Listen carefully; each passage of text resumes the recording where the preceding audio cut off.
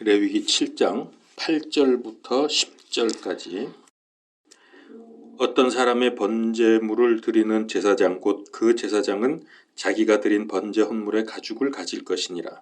화덕에 구운 모든 음식 헌물과 납작한 판이나 납작한 튀김판에서 만든 모든 것은 그것을 드리는 제사장의 것이 될지니 모든 음식 헌물은 기름을 섞은 것이나 마른 것이나 아론의 모든 아들들이 서로 같은 양을 가질 것이니라. 아멘. 지난 시간에 제물에 관해서 말씀을 나눌 때 특별히 이방 종교와 다른 중요한 점은 제물을 형식적으로 드리고 그거 그냥 자기들끼리 나눠 먹든지 시장에 갖다 파는 그런 것이 아니라 하나님을 믿는 여호와의 복음 종교에서는 하나님께서도 음식을 취하신다. 그리고 우리도 그것을 취한다. 거기에 굉장히 중요한 방점이 있습니다. 이제 그런 부분을 오늘 강조를 하려고 합니다. 자, 그래서 대강 아주 쉽게 말씀을 드리면 우리가 그리스도의 모든 것을 누리면서 행복해 할 때에 그리스도는 하나님의 음식이 된다. 그리고 하나님의 기쁨이 된다. 그러니까 이 얘기입니다. 왜냐하면은 우리가 그리스도를 누리면서 행복하게 되는 것이 하나님께서 자기 아들을 세상에 보내신 목적이기 때문입니다. 이거를 구약에서는 제물로 예표하고 있는 것입니다. 그래서 우리가 이것을 알 때에 그냥 예수님 믿고 누린다고 하는 차원도 잘 안 되지만 우리가 누려도 어떻게 누려야 하는가 하는 것들을 구약의 제물을 통해서 아주 상세하게 알 수 있게 해 주셨습니다. 다시 말합니다. 우리가 그리스도의 모든 것을 누리면서 행복해 할 때 우리가 그리스도 제대로 누리면 세상에 문제 없고 부족함도 없고 아주 행복합니다. 항상 우리가 그리스도를 누린다면은. 왜냐하면 그리스도가 내 안에 계시고 내가 그리스도 안에 있게 되는 그런 상황이죠. 그렇기 때문에 겁날 것도 없고 두려울 것도 없고 부족함도 없습니다. 그때에 하나님께서 우리가 드리는 이 제물을 음식으로 기쁘게 받으신다. 즉 그것이 하나님의 기쁨이 된다. 그런 말씀입니다. 자, 그렇다면 이제 내가 그리스도를 얼마나 알고 체험하고 누리느냐의 정도에 따라서 내가 누리는 만큼 하나님께서 그만큼 기뻐하십니다. 예를 들면 이렇습니다. 우리가 겨우 그리스도 믿고 그냥 구원받는 정도로만 그친다고 하면 하나님은 그를 통해서 겨우 기쁨을 얻으십니다. 그리스도를 웬만큼 알고 누린다고 하면 하나님께서는 웬만큼 나를 통해서 기쁨을 얻으십니다. 그러다가 성경 공부도 하고 말씀에 순종하면서 그리스도를 많이 누린다고 하면 하나님은 나를 통해서 많은 기쁨을 얻으십니다. 그러다가 번제물의 의미대로 우리가 그리스도의 희생, 사랑을 적용하면서 베풀고 그리스도의 복음을 위해서 목숨을 내놓는 아주 완벽한 수준에까지 우리가 이른다고 하면 하나님은 우리를 통해서 완전한 기쁨을 얻게 되십니다. 그러니까 이게 지금 제물에서 굉장히 중요한 의미입니다. 이방 종교에는 이런 게 없습니다. 제물을 누린다 뭐 그런 거 없어요. 그냥 형식적으로 바쳐놨다가 자기들끼리 그거 먹든지 내다 팔든지 이런 거 하거든요. 구약에서 드리는 이 제물이 하나님께서 받으시는 제물이 되게 하려면은 하나님이 기쁨으로 받아야 될 거 아니에요. 그러려면 전제 조건이 뭐냐 하면은 우리가 그리스도를 누려야 돼요. 그게 구약에서는 제물을 먹는 겁니다. 우리가. 그래서 모든 제물, 번제부터 해서 마지막 속건제까지 5가지 제물의 내용을 보면은 모든 제물에 하나님께만 드리는 게 아니라 사람이 누리는 부분이 있어요. 그게 왜 그러냐 하면은 우리에게 기쁨을 주는 거예요. 그게 그리스도를 누리는 거예요. 제물을 우리가 먹게 되는 게 그 제물이 그리스도이기 때문에 그래서 우리로 인해서 하나님이 기쁨을 얻게 하는 것 이것이 제물의 최종 목적입니다. 그 제물은 그리스도십니다. 제일 중요한 겁니다. 이 부분이. 다섯 제물을 드리는 개괄적인 방법을 다시 한번 보겠습니다. 조금 다릅니다. 이번에는 각도가. 이번에 다섯 제물을 바라보는 것은 우리 인간 편에서 어떻게 누리느냐 하는 것을 이제 볼 겁니다. 첫 번째는 번제물이죠. 번제물은 어떻게 합니까? 모든 제물을 다 태워드리죠. 그런데 오늘 읽은 레위기 7장 8절에 보면은 번제물은 다 태워드리기로 되어 있지만은 제사장은 가죽을 얻게 됩니다. 나머지는 다 태워서 드려요, 하나님께. 그러니까 요거는 이제 우리가 앞에서 봤지만은 번제물의 의미는 우리의 모든 삶을 다 주께 바치는 그런 의미의 제물이기 때문에 이렇게 하는데 그 중에서도 가죽을 얻게 됩니다. 그러나 제사장을 위한 번제물이 또 따로 있어요. 일반 백성을 위한 번제물을 드리게 되면은 제사장이 그 제물에서 가죽을 얻게 되지만 제사장을 위한 번제물은 가죽까지 완전히 다 태워버려야 돼요. 8장 21절을 보면은 그게 나옵니다. 물로 내장과 다리를 씻고 그 수량 전부를 제단 위에서 태우니 그것은 태우는 희생물이요 향기로운 냄새 곧 불로 예비하여 주께 드리는 헌물이더라. 주께서 모세에게 명령하신 것과 같았더라. 이는 전부 태워서 드리도록 그렇게 되어 있죠. 그러니까 이거는 우리 인간 편에는 없는 거예요. 왜냐하면은 이거는 제사장을 위한 번제물일 경우 온전히 다 바쳐야 된다는 것이죠. 자, 그러면 제사장을 위한 거면 제사장이 준비해 갖고 와서 그렇죠. 예. 그러니까 일반 백성이 가져온 번제물은 드리고서 가죽을 제사장이 얻게 되지만 제사장 자신을 위한 번제물은 완전히 다 드리는 거예요. 요것만 이제 달라요. 자, 그런데 여기서 제가 하나 물을 게 있습니다. 여러분들은 제사장입니까? 아닙니까? 제사장입니다. 그렇죠? 이거는 나와 상관없어 그러지 마십시오. 가죽을 얻을 수 있는 거예요. 번제물은 전체가 하나님을 위한 것입니다. 왜냐하면 그리스도께서 온전히 하나님께 드림을 예표하고 있기 때문이고 동시에 우리도 그리스도와 함께 온전히 드려져야 된다는 것을 의미하기 때문입니다. 번제물은 하나님께서 제일 많이 가져가요. 거의 다 가져가요. 드림의 예물이기 때문에.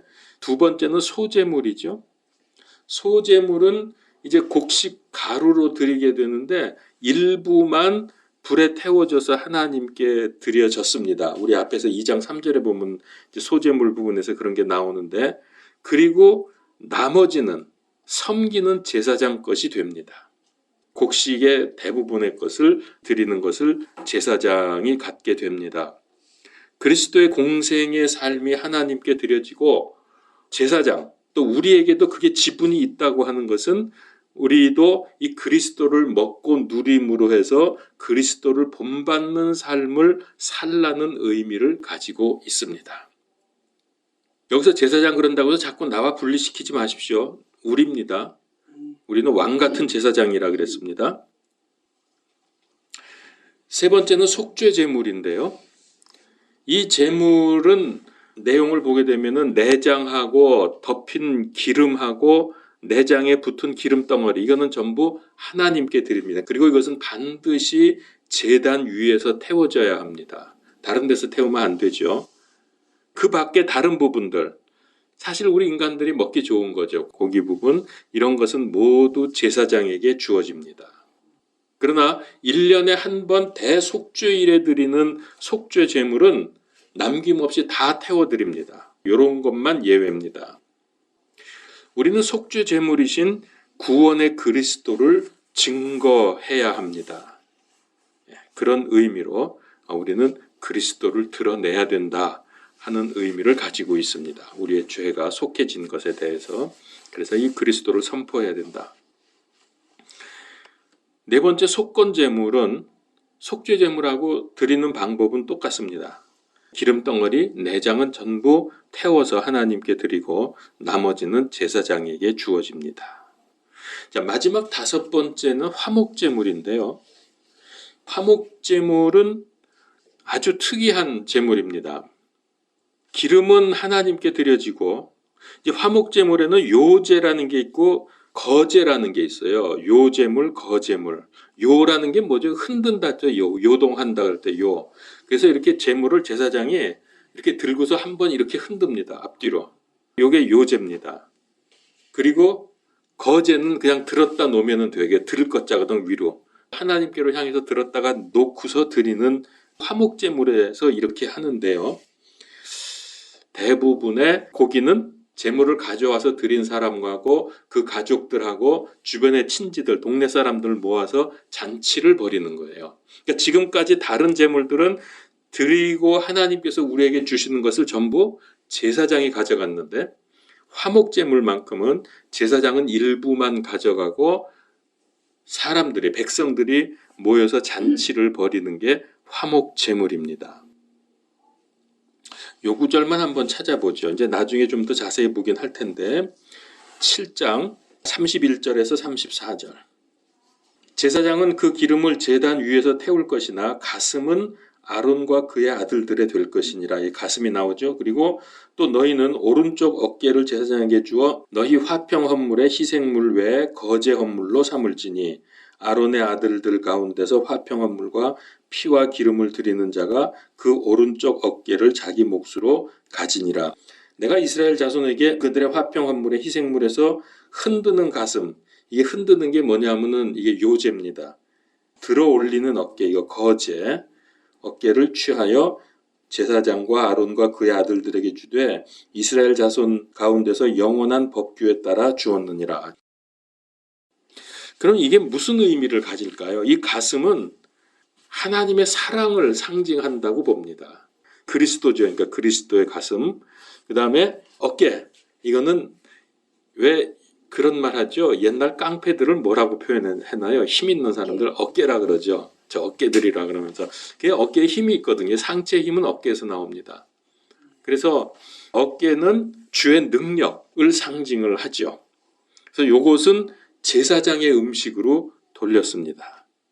나머지 고기는 화목제사를 드린 후에 제물을 드린 사람과 가족과 그리고 이웃들이 모여서 공동 식사를 하면서 성도의 교제를 하는 것이죠. 그래서 우리가 교회에서도 같이 식사하고 음식, 간식 같은 거 나누잖아요. 이게 이제 공동 식사로서의 성도의 교제를 하는 거예요. 성도의 교제는 우리 신앙에서 아주 중요한 요소 중에 하나죠. 화목제물은 그 의미가 첫 번째가 하나님과 나와의 관계에서 죄를 짓게 되면 원수 관계가 되는데 이 제물을 드림으로 해서 화목하게 되는 거죠. 그래서 그 화목하게 된 것을 감사하면서 그러니까 일종의 감사 제물이 되겠습니다. 이게 감사 제물에 해당되는 게 소제하고 화목 제물인데 그렇게 됐을 때 하나님과 화목하게 되면은 우리 인간과의 화목은 자동적으로 연결이 되기 때문에 하나님이 일부를 받으시고 기름을 받으시는 거죠. 그리고 우리 인간들이 거기에 동참한다는 의미에서 성도의 교제가 이루어지는 것이죠. 그러니까 이거는 언제 어떤 경우에 드리느냐 그거는 이제 하나하나 좀 더 자세하게 제가 말씀을 드릴 때 그때 가서 하겠습니다. 어쨌든 그런 그 의미를 가지고 있어요. 죄 용서 이후에 화목하게 되는 뜻이죠.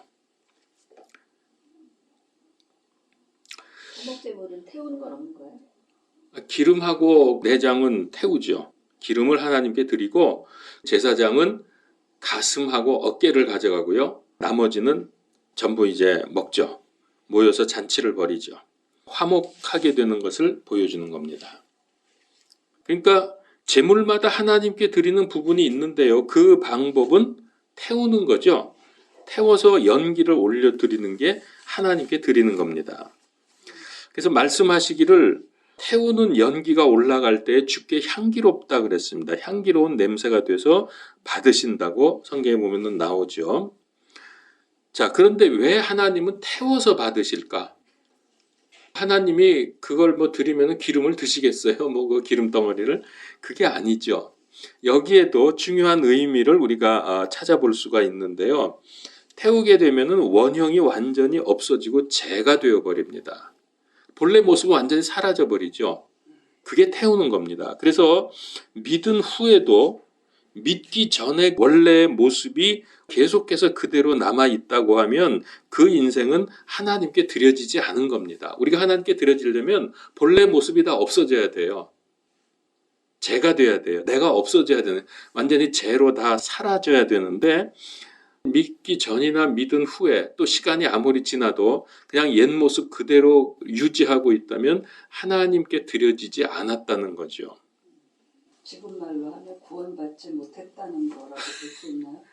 그리고 하나님께 드려지지 않았다는 그 의미를. 구약 시대에 제물을 드린 사람은 전부 유대인들이었고 그들은 일단 하나님의 택함 받은 백성이기 때문에 구원 얘기하고 연결을 시키면 제가 참 하나님도 아니고 뭐라고 기다 아니다 답변하기가 참 어렵네요. 잘 모르겠어요, 저도 그거는. 만약에 우리가 가치관이나 삶의 자세나 삶의 모습, 우리의 사상, 행동 이런 게 어느 정도 새롭게 변화가 되었다면은 그 변화된 만큼 하나님께 드려진 겁니다. 믿기 전에 사람이 불태워진 재처럼 원형이 사라지고 말씀에 따라서 자기 인생이 포기되었다고 하면 그 번제물과 같이 혹은 나머지 태워진 것과 같이 온전히 드려진 인생이 된 것입니다. 태워서 재로 연기로 하나님께 올려드린다고 하는 것은 이런 의미를 가지고 있죠. 그래서 이거는 교리 문제가 아닙니다. 이거는 말씀에 의한 체험에 관한 문제입니다. 변화가 돼야 되거든요. 그러니까 믿은 지 오래되었다고 해서 꼭 많이 태워지는 것은 아닙니다. 바울 같은 사람 딱 예수님 만나자마자 완전히 죄가 되어서 하나님께 드려졌죠. 태워져 가지고. 그래서 남은 모든 생애가 바쳐졌습니다. 그러나 꼭 그렇게 시간이 가면서 계속해서 많이 점점점 태워지는 것은 아니고 오히려 그 반대일 수도 있습니다. 그리스도에 대한 첫 번째 사랑, 첫사랑 경험들 해보셨죠? 처음 예수님 믿고 구원받았다는 확신을 얻었을 때 얼마나 감사하고 감격합니까? 예배에 참가해도 찬송을 불러도 눈물이 나고 감사하고 정말 불에 태워진 삶을 살아가게 되는데 근데 그 감격이 세월이 가면서 점점점 퇴색이 되어지고 다시 원형으로 돌아가기도 해요. 그런 경우도 꽤 있습니다. 그래서 이거는 시간 문제는 아니라는 거예요. 나의 결단의 문제고 내가 얼만큼 들여졌느냐 하는 이 문제이지 그러다가 옛 사람이 다시 살아나와가지고 돌아간 사람들도 있잖아요. 꼭 우리가 오래된 교인이라고 믿음 좋다. 장로 30년 됐다. 그거 믿으면 안 돼요. 그러다가 사기당한 사람들도 있습니다. 하나님이 자신을 가리켜서 자기는 불이라고 표현을 한 부분이 있어요. 태워버리시는 불이거든요. 그래서 불이신 하나님의 말씀으로 얼마나 태워지는가는 이제 내가 그 불 속에 얼만큼 들어가느냐 뭐 그렇게 표현을 할 수 있을는지요. 신명기 4장 24절에 보면은 주 내 하나님은 소멸시키는 불이시요 곧 질투하는 하나님이시니라. 또 신약에도 있습니다. 히브리서 12장 29절 우리 하나님은 소멸시키시는 불이시니라 그랬습니다. 불이에요. 그래서 태워져야 돼요. 하나님께 드려지면서. 하나님은 우리가 태워지기를 원하십니다. 그래서 불같은 고통을 우리에게 허락을 하실 때가 있습니다. 그러니까 하나님의 불이 우리를 어떻게 태우느냐, 그래서 우리를 어떻게 원래 모양을 다 없애버리느냐, 죄가 되게 하느냐, 그 불이 바로 우리에게 고난으로 다가온다는 거예요. 고난, 불같은 시련, 불같은 고난. 성경을 찾아보겠습니다. 베드로전서 4장 12절에서 14절. 사랑하는 자들아 너희를 단련하려고 오는 불같은 시련, 여기 불같은 시련이라는 말씀 나오죠. 불같은 시련에 관하여는 마치 이상한 일이 너희에게 일어난 것 같이 이상히 여기지 말고 오히려 너희가 그리스도의 고난에 참여하는 자가 되었으므로 기뻐하라. 이것은 그분의 영광이 드러날 때 너희가 넘치는 기쁨으로 또한 즐거워하게 하려 함이니라. 너희가 그리스도의 이름으로 인해 비방을 받으면 행복한 자로다. 영광의 영 곧 하나님의 영께서 너희 위에 머물러 계시느니라. 그분께서는 그들 편에서는 비방을 받으시나 너희 편에서는 영광을 받으시느니라. 불같은 시련이 우리를 태워서 태어날 때부터 죄를 가지고 태어난 우리들을 태워버리는 그것이 시련입니다. 그래서 시련을 겪고 나면 사람이 믿음이 성장하고 달라지잖아요. 그게 하나님의 방법이에요. 그 찬성에도 불같은 시험 많으나 겁내지 맙시다. 네, 아멘. 겁내지 마십시오. 그것은 하나님의 복입니다. 그래서 하나님은 온전해지도록 우리가 온전해지도록 많은 방면으로 우리를 태우십니다. 사람을 통해서 태우시기도 하고 환경이나 사건이나 또 특별히 우리가 지금 불로 단련받고 있는 게 가정 아닙니까?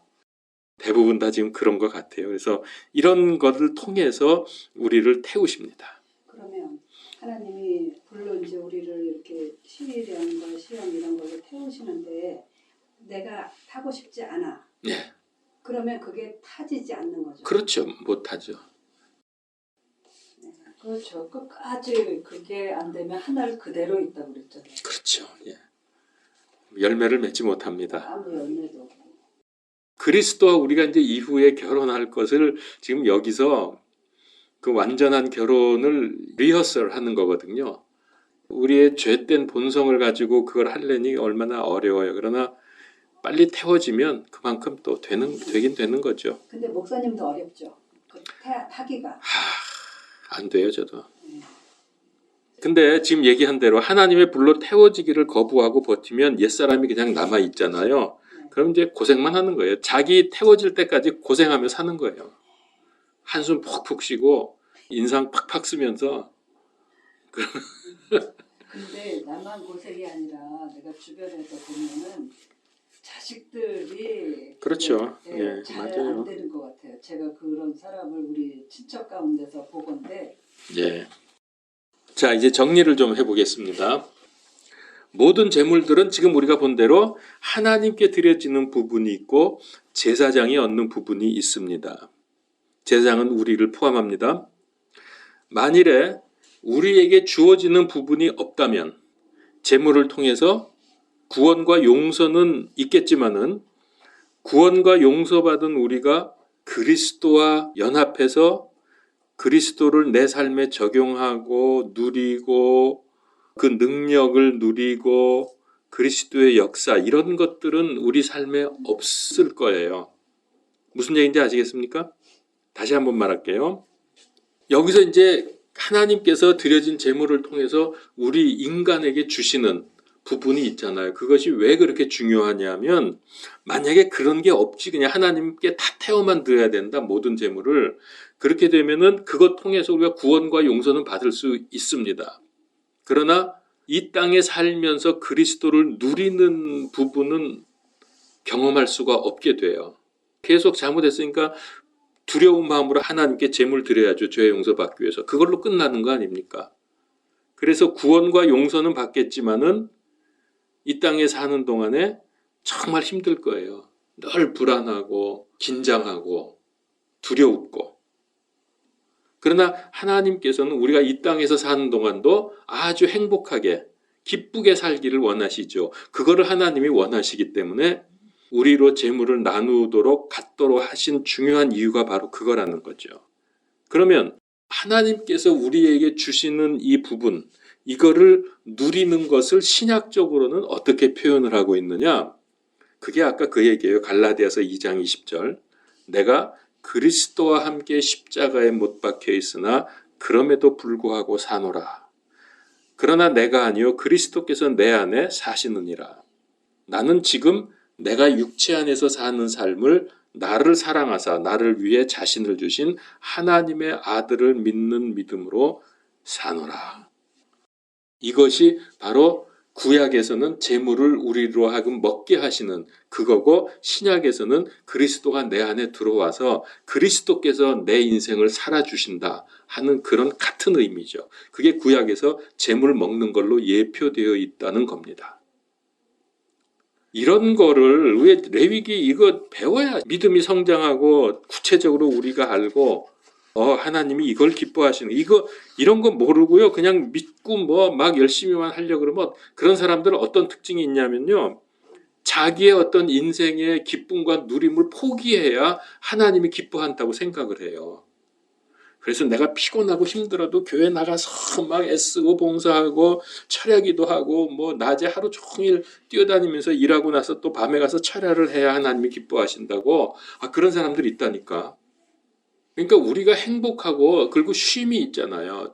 수고하고 무거운 짐진 자들아 다 내게로 오라. 그리고 인생짐을 다 내게 맡기라 그랬거든요. 그러면 너희에게 쉼이 있으리니.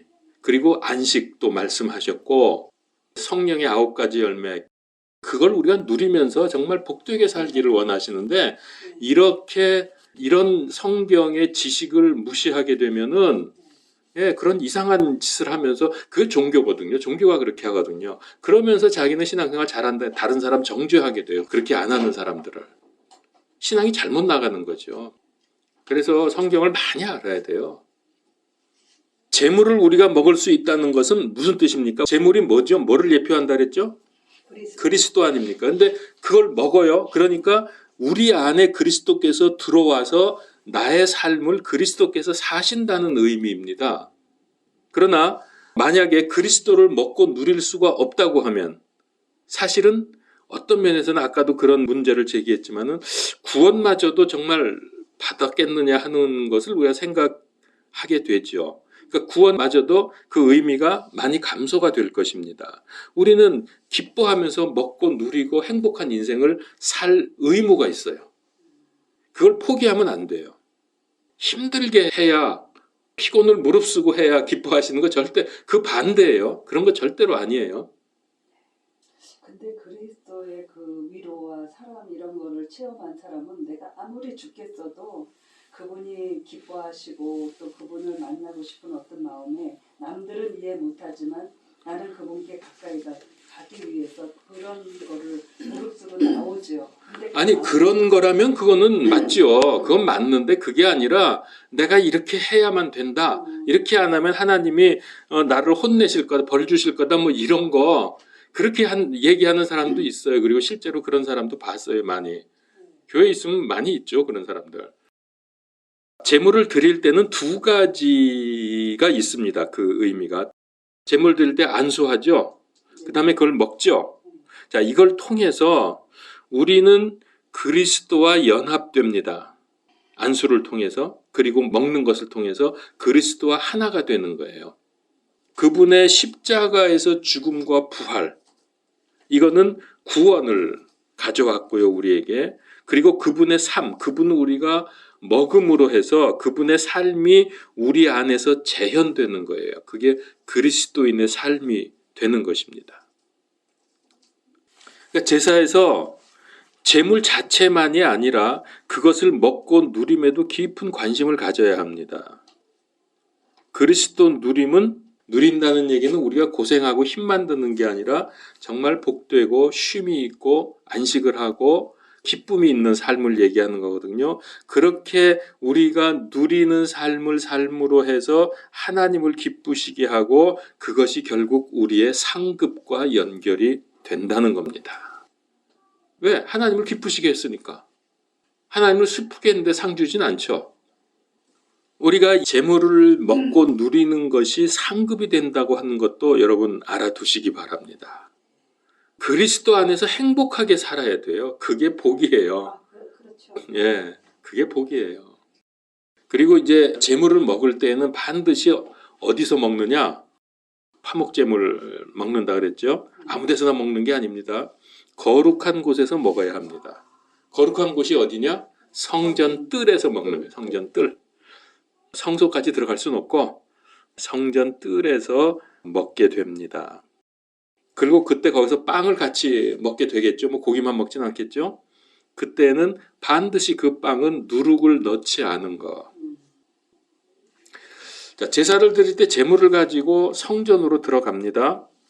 그래서 성전과 제물은 제물은 그리스도를 예표한다 그랬죠. 성전은 뭘 예표합니까? 성전도 그리스도입니다. 요한복음서 1장의 그 14절쯤인가 거기 1장에 보면은 말씀이 육신이 되어 우리 가운데 거하신다는 말씀 나오죠. 우리 가운데 거하신다. 그게 히브리어 원어의 의미를 살려서 번역을 하면 말씀이 우리 가운데 장막을 치심에 혹은 성막을 치심에 그런 뜻입니다. 왜 그러냐 하면 거하는 것은 성경에서 하나님이 거하시는 곳이 성전이고 성막이거든요. 그래서 말씀은 곧 그리스도잖아요. 말씀이 육신이 되어서 우리 가운데 성막을 치십니다. 그래서 우리와 함께 하시고 우리가 그 안에 들어가서 그분과 함께 살게 되는 것이죠. 성막과 제물이 다 그리스도를 예표합니다. 조금 관심 있게 들으세요. 성막은 객관적으로 선포된 그리스도, 객관적으로 선포된 그리스도를 의미하고요. 제물은 내가 개인적으로 갖다 바치는 거잖아요. 그래서 주관적으로 만나는 그리스도입니다. 조금만 생각을 해서 받아들이시면 아주 은혜가 됩니다. 아하, 그리스도는 그냥 무조건 내가 그냥 만나서 이렇게 하는 게 아니라 객관적인 그리스도, 주관적인 그리스도를 나누어서 생각하면은 우리의 신앙생활에서요, 이게 분류가 되면서 좀 더 수준 높은 믿음을 알게 돼요. 자, 객관적으로 선포된 그리스도라는 것은 뭐냐 하면은 우리가 삶을 통해서 그리스도를 선포하는 것, 그리스도를 사람들에게 알려주고 선포하고 믿게 해주는 것. 그 다음에 주관적인, 이 제물을 드릴 때 주관적으로 내가 만나는 그리스도, 그거는 나와 개인적으로 1대1의 관계에서 죄 문제를 비롯해서 삶의 모든 문제를 주 앞에서 해결하고 누리는 부분이 주관적인 부분입니다. 자, 그러면은 이제 보세요. 성막은 선포된 그리스도를 만난다 그랬죠? 객관적인 그리스도. 그게 뭡니까? 내가 성막 안으로 들어가게 되잖아요. 내가 그리스도 안에 들어가는 겁니다. 그 다음에 우리가 제물을 먹죠? 그건 어떻게 돼요? 누림에서 그리스도가 내 안에 들어오는 거예요. 그렇게 해서 완전한 합일이 되죠. 그리스도와. 그래서 성경에 보면 그런 말씀이 있잖아요. 너희가 내 안에, 내가 너희 안에. 이게 이제 이 제물과 성막을 통해서 이게 이미 예표가 된 거예요. 객관적인 그리스도가 안 되게 되면은 자기는 누린다고 하지만 엉뚱한 짓을 하는 거예요. 그러면서 그게 자기 신앙이 그게 맞다고 다른 사람들 정죄하면서 막 그렇게 끌고 가려고 하죠. 잘못된 방향으로. 그런 경우들이 얼마나 많은지 몰라요. 그리스도가 내 안에, 내가 그리스도 안에 이렇게 해서 그리스도가 완전히 하나가 되면은 그때 어떻게 해요? 성경에 보면은 많은 열매를 맺는다 그랬어요. 자, 우리 한번 성경을 찾아봅시다. 요한복음서 15장 4절 5절. 여기에 그 말씀이 잘 나옵니다. 내 안에 거하라. 나도 너희 안에 거하리라. 벌써 이게 이렇게 주고받는 성전과 제물의 관계가 나오죠. 내 안에 거하라. 나도 너희 안에 거하리라. 가지가 포도나무 안에 거하지 아니하면 스스로 열매를 맺을 수 없는 것 같이 너희도 내 안에 거하지 아니하면 더 이상 열매를 맺을 수 없느니라. 나는 포도나무여 너희는 가지니라. 사람이 내 안에 거하고 내가 그 안에 거하면 바로 그 사람은 많은 열매를 맺나니 나 없이는 너희가 아무것도 할 수 없느니라. 자, 우리 한 구절 더 보죠. 요한복음서 17장 21절에서 22절. 이 요한복음서 17장은 예수님의 기도문입니다. 근데 15장에서 지금 그렇게 포도나무와 가지로 비유를 해서 너희가 내 안에 내가 너희 안에 그거를 이제 제자들에게 말씀하신 다음에 바로 그 부분을 예수님이 17장에 가서 하나님께 그렇게 되게 하도록 기도해 주셨어요. 우리를 위해서. 한번 보죠. 17장 21절 22절. 이것은 다 그들이 하나가 되게 하려 함이니이다. 아버지여, 아버지께서 내 안에 내가 아버지 안에 있는 것 같이 그들도 우리 안에서 하나가 되게 하사 아버지께서 나를 보내신 것을 세상이 믿게 하옵소서. 아버지께서 내게 주신 영광을 내가 그들에게 주었사오니 이것은 우리가 하나인 것 같이 그들도 하나가 되게 하려 함이니이다. 이렇게 우리를 위해서 기도해 주시는 거예요. 그러므로 우리는 이 예수님의 기도에 힘입어서 우리가 자유의지로 그리스도 안에 들어가고 그리스도를 내 안에 모신다고 하면 많은 열매를 맺는 삶이 될 것이고 그게 바로 누리는 삶이고 그것이 하늘에서 상급으로 연결이 된다. 이 뭐 완전히 삼위일체네. 이 좋은 걸 모르고 말이죠. 힘들게 뭐 교회 생활하고 고생하고 이런 사람들이 있단 말이죠. 말씀 중에 하늘에서 주지 아니하시면 사람이 아무것도 받을 수 없느니라. 그게 네. 우리가 하늘에서 주시는지 안 주시는지도 모르고 내 열심으로 이렇게 하면 그게 종교 생활과 더불어 고생만 하는 거 아닌가요? 그렇습니다. 맞습니다. 예. 이제 그게 바로 종교 생활이죠. 네. 기도하겠습니다. 하나님, 오늘 이 재물의 누림을 통해서 또 우리에게 신약적으로 많이 깨달음 주신 것을 감사합니다. 그리스도께서 제 안에 들어오시고 또 우리가 그리스도 안에 들어감으로 많은 열매 맺는 인생이 되고 하나님을 기쁘시게 하고 하늘의 큰 상급 누리기를 원합니다. 예수님의 말씀과 이 예수님의 기도가 우리 삶에서 그대로 성취되게 하여 주시옵소서. 감사하고 예수 그리스도 이름으로 기도하옵나이다. 아멘. 아멘.